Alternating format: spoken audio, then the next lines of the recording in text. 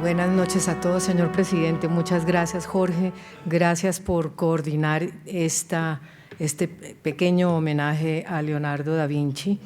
Yo no soy ninguna experta en Leonardo, soy una museóloga que ha heredado un amor a Leonardo, entonces vamos a mirar algunas de las obras plásticas de Leonardo da Vinci y comentar un poco algunas de las cosas destacables o quizás curiosas del arte de Leonardo,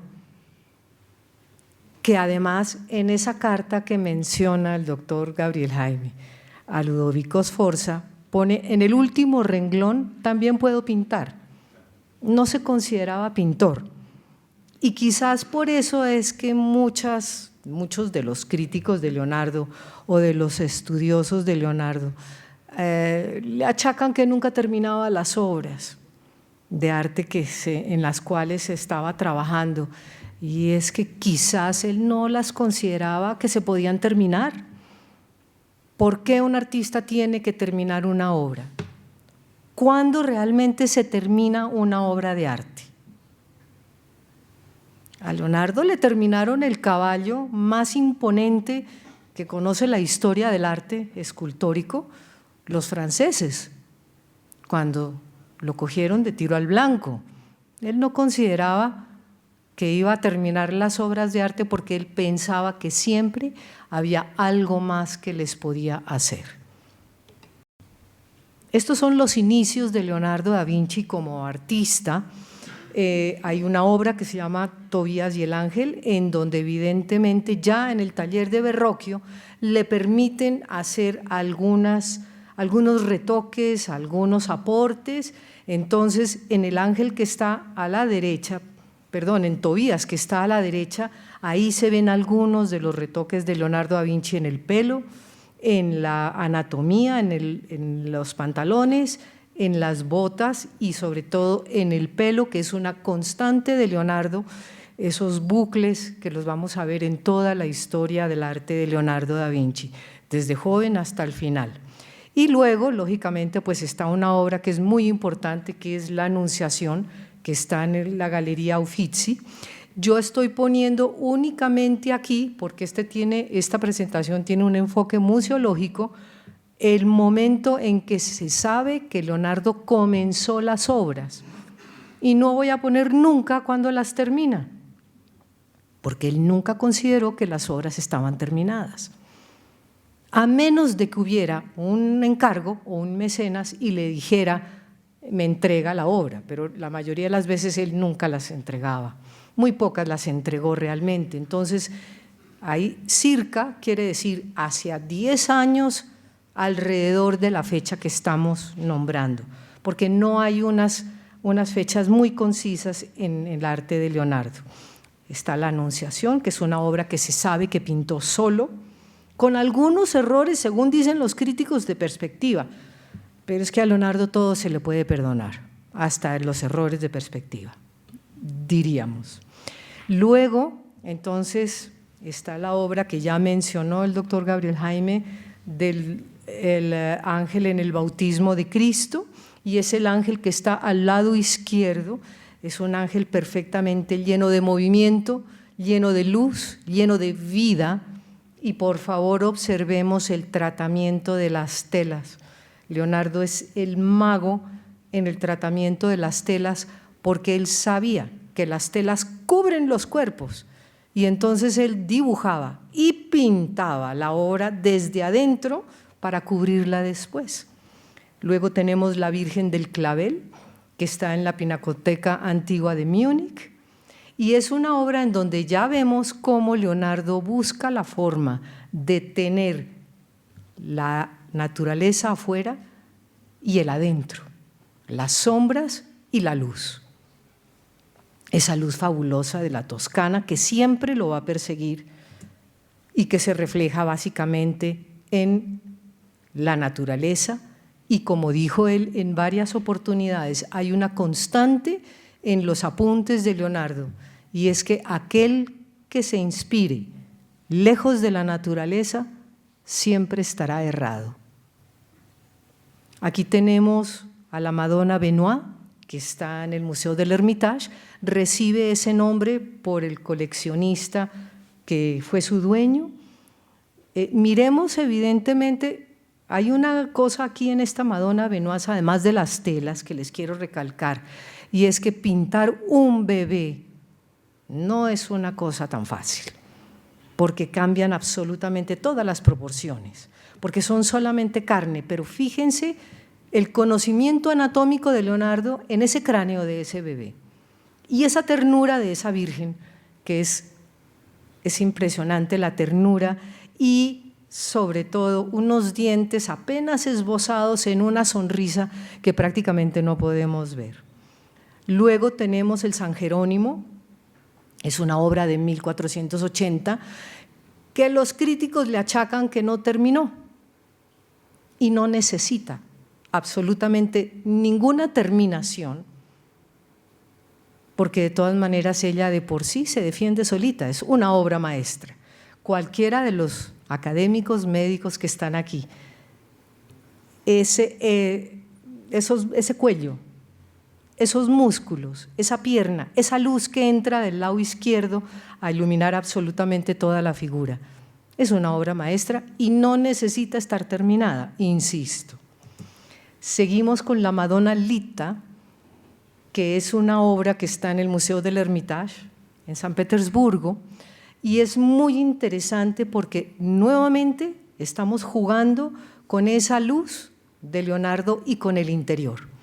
Él sitúa evidentemente sus personajes dentro de un claroscuro, pero él sabe cómo iluminarlos. Yo no sé si ustedes alcanzan a ver bien desde ahí. Entonces, fíjense por favor en el reflejo de esa frente, en ese reflejo que hay, y lo vamos a ver más adelante, en la parte de la quijada y lo que le cubre a ella la parte de arriba donde supuestamente vendrían a estar las clavículas. Pero Leonardo nunca trabajó solo. Leonardo siempre tuvo un gran taller en donde iban y venían muchachos, algunas muchachas también que no se han registrado mucho en la historia del arte, pero se sabe que hubo 2 o 3 mujeres que pintaron junto a él. Y aquí tenemos algunos de los más importantes discípulos de Leonardo que lo acompañaron casi hasta el final de sus días. Entonces, Salai, que dice que fue uno de sus amantes, vaya uno a saber si evidentemente eso fue cierto o no, porque dentro de Leonardo, en la vida de Leonardo, también hay mucha novela, también hay una serie de cuentos que la gente hablaba, porque además le tenían envidia, era un superdotado, era atractivísimo. Entonces, pues, algunas cosas pueden ser ciertas, otras no. Francesco Melzi, que lo acompaña hasta el final de sus días y que es importantísimo porque es el heredero de un gran legado que nos deja Leonardo da Vinci. Aquí están los mecenas. Entonces está Ludovico Sforza, el moro, está Carlos de Amboise, está Lorenzo el Magnífico, con quien más trabajó y con quien de estos 3, con el que mejor se entendió, evidentemente fue Ludovico Sforza, que le da la oportunidad de hacer el gran caballo Sforza. Tenemos a César Borgia, y César Borgia le encomienda una serie de dibujos y una serie de planos y una serie de fortificaciones, porque aunque Leonardo era un pacifista, le tocaba sobrevivir y le tocaba mantener a sus discípulos y le tocó trabajar en armas de guerra, en fortificaciones, porque César Borgia, pues ya sabemos, era un gran militar. También tenemos a Giuliano de Medici, que no le da grandes trabajos cuando llega Leonardo finalmente, casi al final de sus días, a Roma. Y luego tenemos a Francisco I, rey de Francia, que es quizás el mecenas que más lo entiende, el que más lo proyecta, el que más lo ayuda, el que evidentemente le da todo el confort que un artista en ese momento estaba necesitando para poder producir.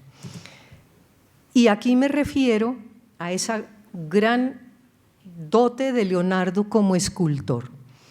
Tenemos arriba uno de los bocetos que Leonardo da Vinci hace, que es el caballo de Budapest, está en el Museo de Artes de Budapest, no tiene una fecha conocida, es un caballo más o menos de este tamaño, fundido en bronce, y luego el gran caballo Sforza, que a mí evidentemente que he trabajado mucho los monumentos públicos y en un momento dado se me ocurrió que en Bogotá se podían salvar algunos de los monumentos y de las obras de arte público que hay en Bogotá, evidentemente gran fracaso, tengo que reconocerlo, pero este gran caballo, Sforza, en homenaje al padre del Moro, es el caballo más grande que se ha concebido en la historia del arte, es un caballo de 7,5 metros de alto. Entonces tenemos en la parte izquierda, ustedes pueden ver cómo era el modelo para la fundición del cuello. Se necesitaban más de 60 toneladas de bronce para poderlo fundir. Y los estudios de Leonardo son tan impresionantes que en un momento dado él se da cuenta que por el tamaño y por el peso tenía que fundirlo en una sola pieza, porque después engranarlas todas iba a ser un problema técnico, la cosa más impresionante. Y entonces él alcanza a hacer el modelo de arcilla y empieza a hacer las excavaciones para poder fundir el caballo boca abajo, pero era tan grande el modelo y tan grandes, digamos, las secuencias por donde el bronce tenía que fluir, que el nivel freático del piso no habría podido, del campo que le dieron a Leonardo para ese trabajo, no habría podido resistir. Y el mismo piso subterráneo se habría derrumbado y habría sido pues una catástrofe, con tan buena suerte en medio de todo que cuando los franceses invaden Milán y conquistan a la ciudad, el Moro ya había salido de Milán, el bronce se utiliza para fabricar cañones y los soldados franceses entonces cogen el modelo de arcilla como tiro al blanco y lo destruyen. A mano derecha pueden ver ustedes un modelo en bronce que se logró fundir después y que fue donado por un multimillonario de los Estados Unidos y se encuentra hoy en día en el hipódromo de la ciudad de Milán como homenaje póstumo a Leonardo da Vinci. Tiene exactamente las medidas del caballo de Leonardo. Luego Leonardo fue un gran retratista dentro de su producción plástica. Tenemos aquí un retrato al óleo sobre tabla de álamo, que es el retrato de Ginevra Benci, se encuentra hoy en día en la Galería Nacional de Washington y es el único de los retratos de Leonardo que tiene doble cara. Por detrás, en la mitad de la fotografía, pueden ver ustedes un emblema que dice «La belleza adorna la virtud». Luego está Lucrecia Crivelli, que es una de las obras recientemente descubiertas de Leonardo da Vinci y además adjudicada. Fue pintada más o menos hacia el año 1495, se encuentra en el Museo del Louvre en París y aquí miren el mismo reflejo que estaba en la Madonna Lita, que es esa mejilla izquierda de Lucrecia Crivelli y cómo la luz tan intensa que ella está recibiendo en el hombro se recibe también y se refleja en la mejilla. Son constantes de Leonardo, que además era zurdo, pero escribía con las dos manos, era ambidiestro para escribir y zurdo para pintar. Y Leonardo utilizaba los dedos, los codos y las muñecas para difuminar el óleo en sus capas pictóricas supremamente diluidas, que era lo que le daba esa gran transparencia a todas las obras de Leonardo. Que lo que pasa es que lamentablemente hoy en día pues no nos podemos acercar lo suficiente, pero los grandes analistas de la obra de Leonardo han podido encontrar las huellas dactilares de Leonardo empujando una gota de óleo que de pronto quedó un poquito gruesa. Y gracias a esas maravillas de las manos de Leonardo es que se han podido adjudicar muchas de las obras. Aquí tenemos otra de las últimas obras identificadas de Leonardo da Vinci. Esta salió más o menos a la luz en el 2016. Es un retrato de Bianca Sforza, hija natural del Moro. Se llama La Bella Principessa.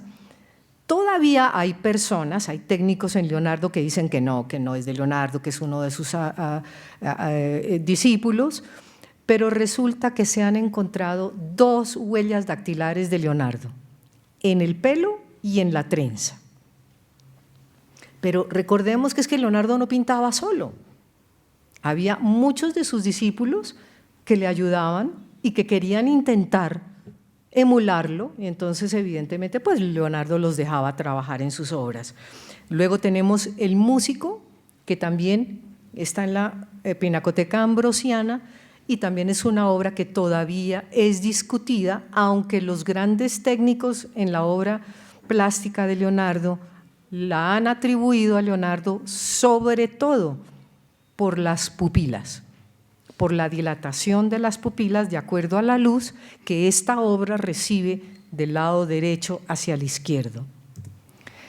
Tenemos otro retrato que aparentemente representa a Beatrice d'Este, está en la Pinacoteca Ambrosiana de Milán, fue comenzada hacia 1490 y si nos retrocedemos un poquito a la obra que vimos antes, miren el peinado, miren el pelo, miren sobre todo ese perfil, y ahí vuelven los técnicos de Leonardo a hablar sobre todo por las pupilas, el juego de los ojos de acuerdo a la luz que está recibiendo cada obra de arte.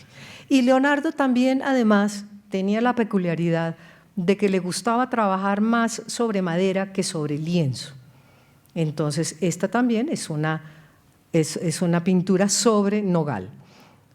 Luego tenemos La Dama del Armiño, que representa a Cecilia Galerani, está en el Museo Czartoryski en Cracovia y fue comenzada al mismo tiempo que la de Beatrice d'Este hacia 1490. Ese torso de Leonardo da Vinci, de La Dama del Armiño, ¿dónde lo vimos ya? No completamente de frente, sino de espaldas. Lo vimos en el ángel que está en la obra del bautismo de Cristo del taller de Verrocchio. Leonardo es el mago del torso humano y le da la movilidad, bien sea para un lado o para el otro, bien sea de espaldas o de 3/4. Y Leonardo era un personaje supremamente atractivo.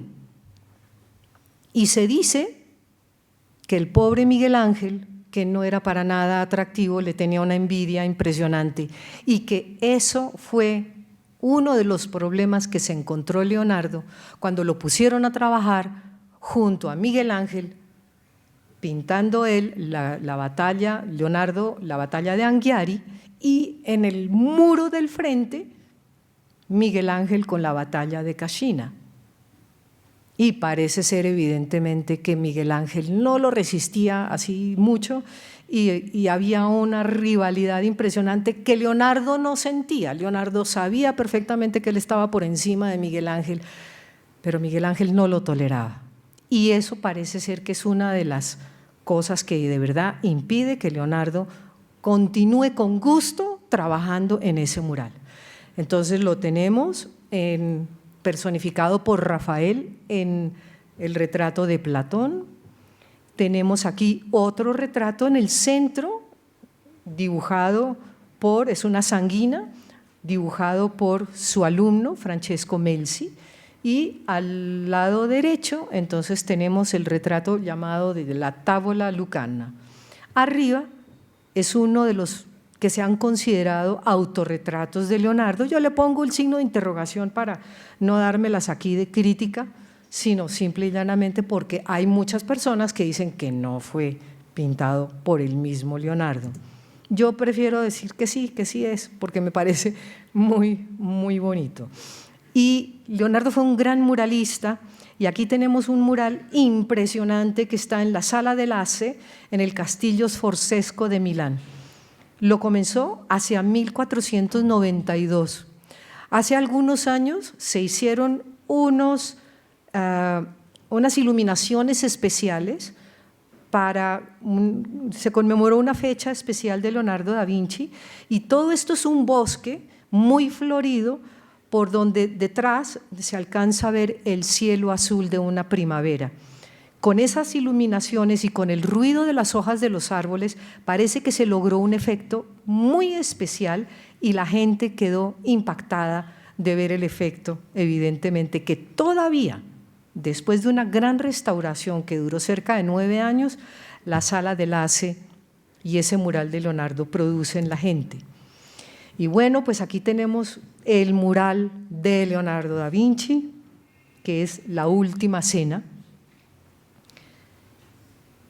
en donde evidentemente se puede uno dar cuenta el manejo tan impresionante de Leonardo de la perspectiva y de cómo utiliza además una cosa que los franceses llaman el trompe-l'œil, y es la trampa del ojo, porque Leonardo logra,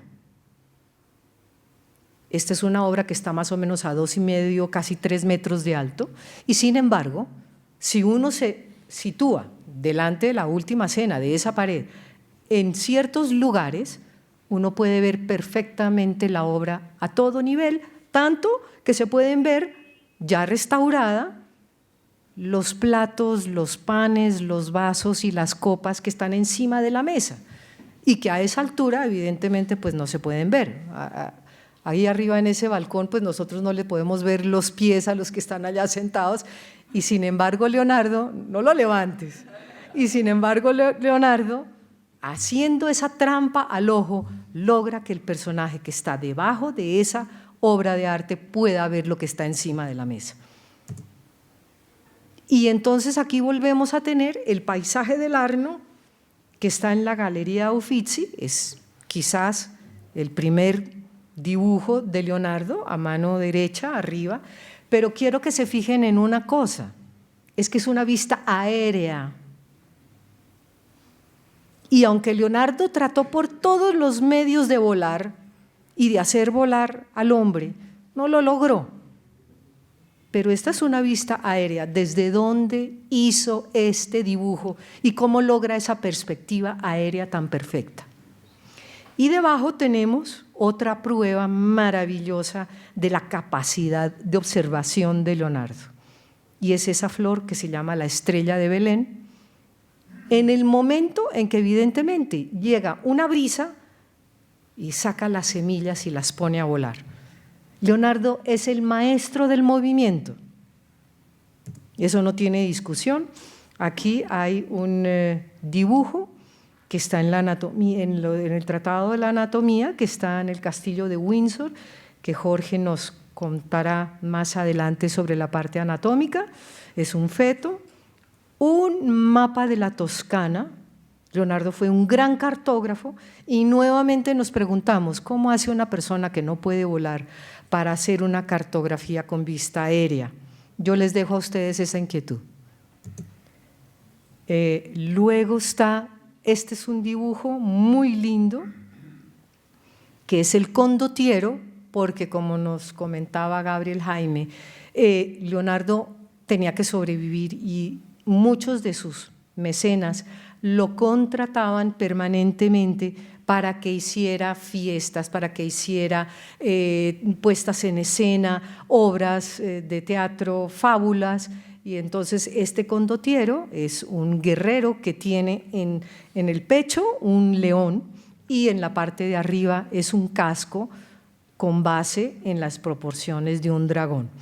Aquí había un boceto de mujer que no tengo la menor idea, me perdonarán, no sé para dónde se fue, y el hombre de Vitruvio, que ya sabemos que es, Leonardo trabajó muchísimo sobre la cuadratura del círculo, uno de los principios matemáticos que más ha llamado la atención a lo largo de la historia, y la divina proporción de ese hombre maravilloso que Leonardo pinta, con absolutamente toda la seguridad anatómica que él ya tenía y que le permite en este momento, así como hace una obra prácticamente perfecta, hacer unas obras completamente imperfectas.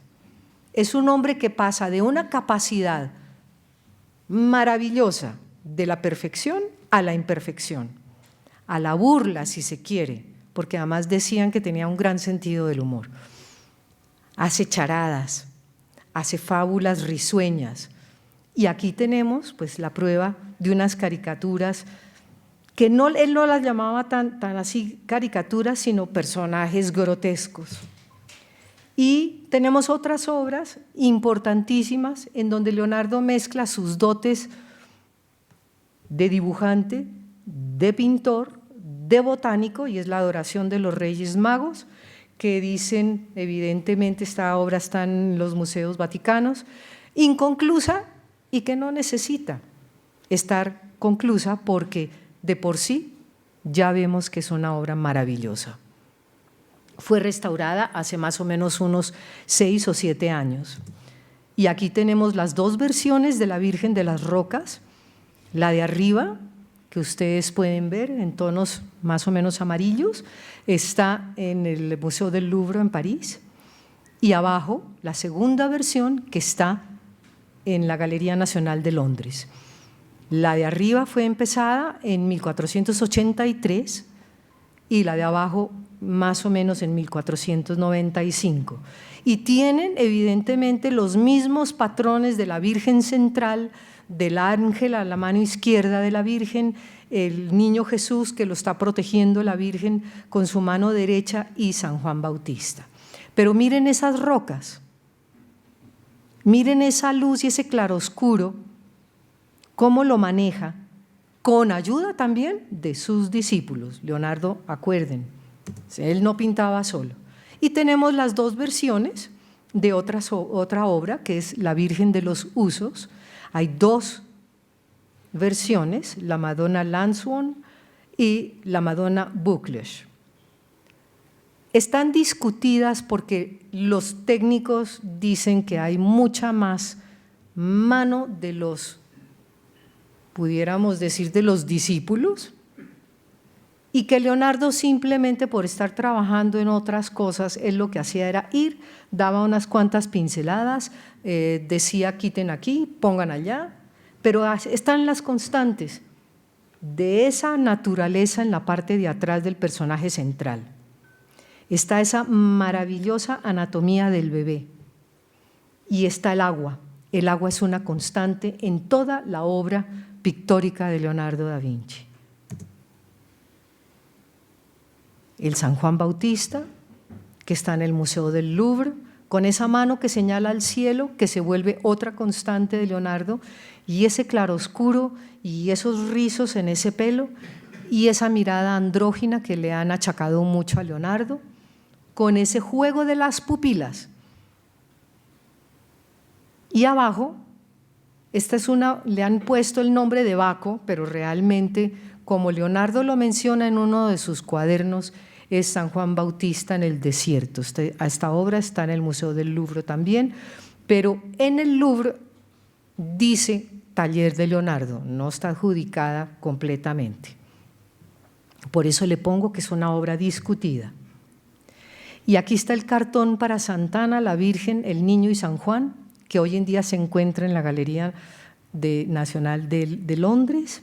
Fue comenzado en 1503 para la obra que está abajo, que está en el Museo del Louvre, el óleo.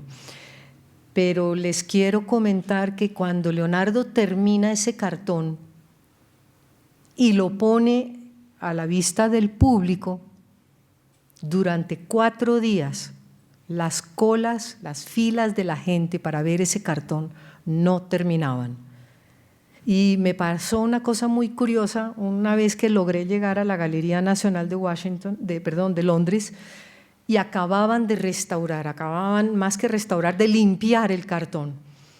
Y estaba puesto en un salón todo completamente negro, que de ahí saqué una idea para algo que les voy a comentar ahorita ya al final, y es que los grandes museos son sitios un poquito ruidosos, y la gente habla y comentan y sacan fotos, y cuando la gente entraba a ver este cartón, que estaba en un sitio completamente solo, nadie hablaba, nadie musitaba palabra, y la gente se quedaba mirándolo con un respeto, con una veneración impresionante. Es increíble lo que siglos después la obra de Leonardo le llega a la gente. Luego está entonces pues el óleo ya que sirvió como finalización de esa obra. Y aquí está pues uno de los más conocidos y quizás la obra más importante reconocida mundialmente, que es la Gioconda, que representa a Lisa Gherardini, y es una obra que nadie todavía se ha atrevido a restaurar. Tiene el barniz completamente oxidado, está completamente craquelada, ya no se le ven las cejas, que sí tenía cejas la pobre Mona Lisa, que es otro de los nombres con los cuales se le conoce. Una obra que Leonardo quiso toda la vida y la llevaba para un sitio y para el otro, y de hecho lo acompañó en su lecho de muerte. Y debajo están 2 copias. La de la mano izquierda se encuentra hoy en día en el Museo del Prado, y la otra parece que es pintada por Salai, que es uno de sus discípulos que también acompañó mucho a Leonardo durante su vida. Aquí hay unas obras desaparecidas de Leonardo, Leda y el cisne, que llamó muchísimo la atención de varios pintores, y aquí tenemos una copia de Cesare da Sesto, el caballo Sforza, que lamentablemente lo destruye el ejército francés, y la batalla de Anghiari, donde Leonardo hizo, igual que hizo en La Última Cena, una cantidad de ensayos para que la pintura al temple se pegara al muro, y lo que pasó fue que más o menos al año y medio, la obra empezó a caerse a pedazos. Ese invento de Leonardo pues no le funcionó. Y aquí hay 2 obras recientemente descubiertas de Leonardo.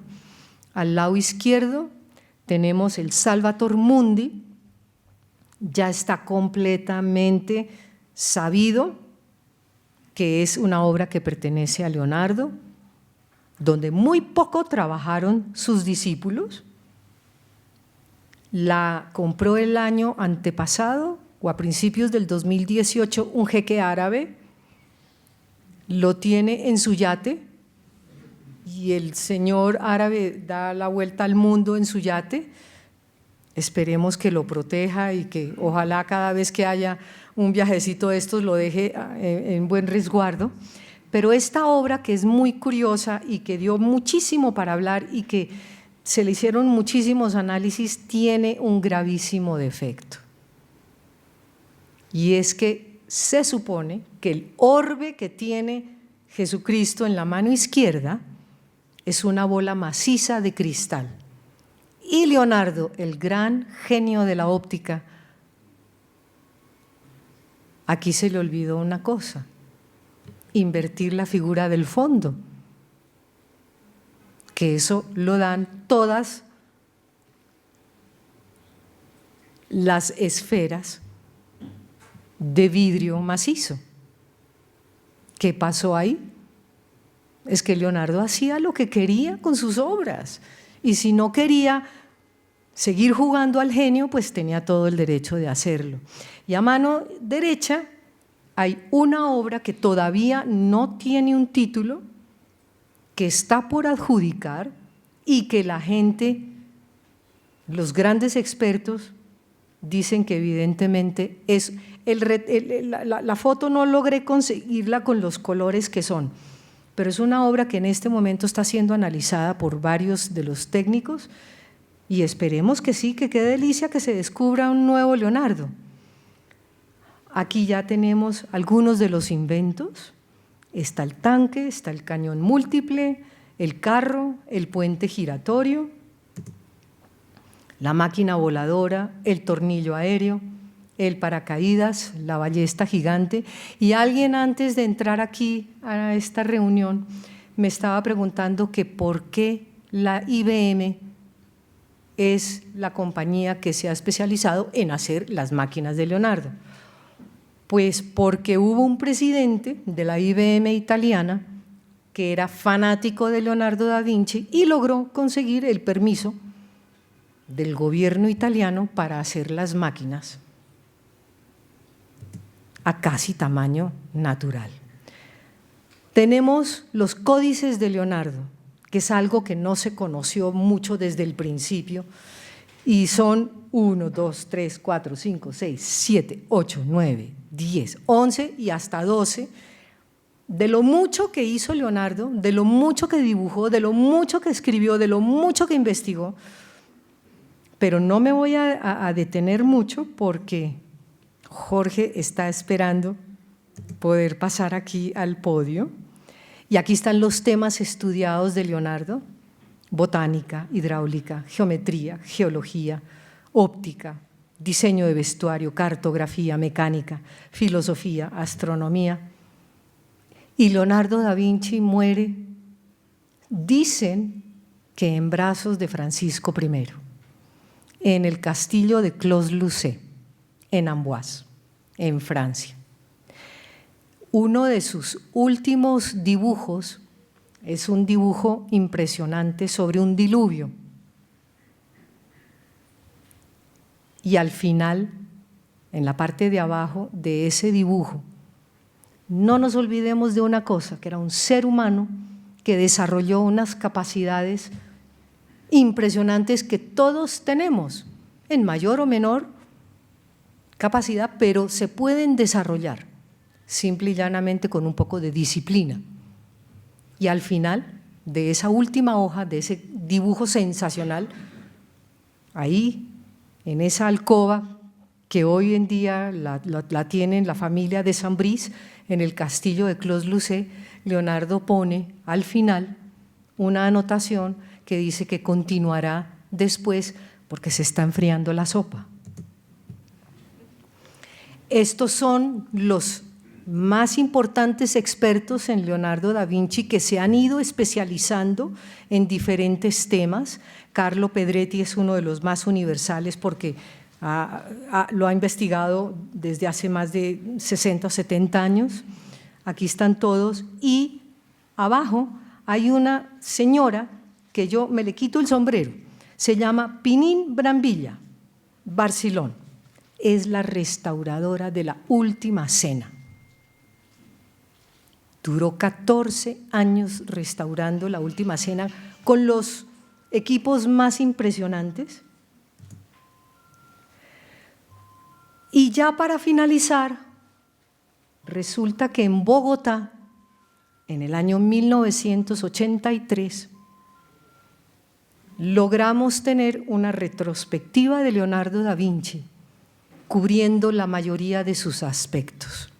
Y esto se dio, aunque parezca increíble, en el Museo de Museos de la Caja Colombiana de Subsidio Familiar, creado por un personaje casi tan visionario como Leonardo, que comprendió que en ese año, en esos años 80, a la gente le resultaba, al común de las personas le resultaba un poquito complicado viajar a Europa a ver las grandes obras maestras. Y Roberto Arias Pérez se ingenió un museo de museos, con tan buena fortuna que logramos conseguir la primera edición de las láminas anatómicas de Leonardo la primera vez que la reina Isabel dio el permiso para que la Johnson Reprint Corporation pudiera reproducir el Tratado de la Anatomía. Nosotros conseguimos, gracias a la generosidad de Roberto Arias Pérez, comprar los 3 volúmenes inmensos hechos por la Johnson Reprint, los trajimos a Bogotá y en esa exposición, en el Museo de Colsubsidio, que era un museo completamente negro, colgamos 150 láminas anatómicas de Leonardo como una de sus facetas. Esas láminas fueron escogidas por un médico cardiólogo llamado Enrique Urdaneta para poder identificar de los dibujos de Leonardo cuáles eran más fáciles al público capitalino en ese momento en Bogotá, que llevaba años pues tratando de ver algo de Leonardo da Vinci y que pudieran interpretar qué era lo que quería decir Leonardo da Vinci en esa lámina. Y se colgaron esas láminas por las secciones del cuerpo humano. A mano derecha está el afiche promocional de la exposición. Afuera hay unos catálogos, porque como este es un enfoque museológico, hay unos catálogos de algunas exposiciones que ha habido de Leonardo da Vinci en otras partes del mundo y que lamentablemente no nos traen a Colombia.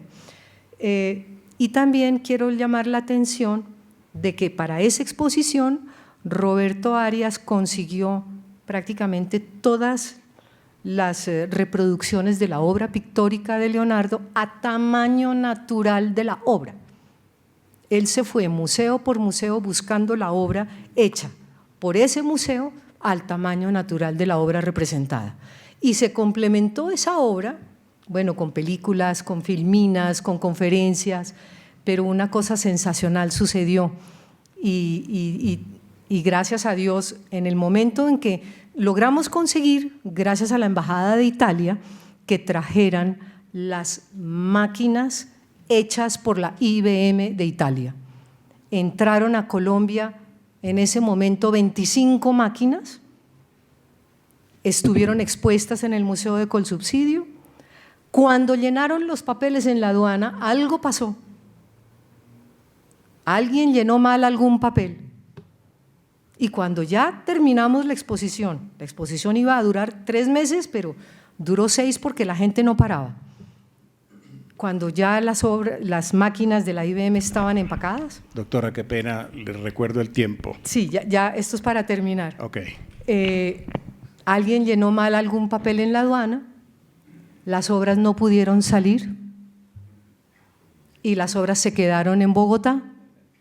Fueron donadas algunos años después al Museo de los Niños y luego regresaron cuando se cerró el Museo de los Niños, lamentablemente en Bogotá, las máquinas de Leonardo volvieron a Colsubsidio. Entonces tenemos en Bogotá las láminas, la primera edición de las láminas anatómicas de Leonardo, que son más de 400 y pico, y 25 de las máquinas hechas por la IBM de Italia. Y muchísimas gracias y qué pena que me extendí un poco. Mil gracias a todos.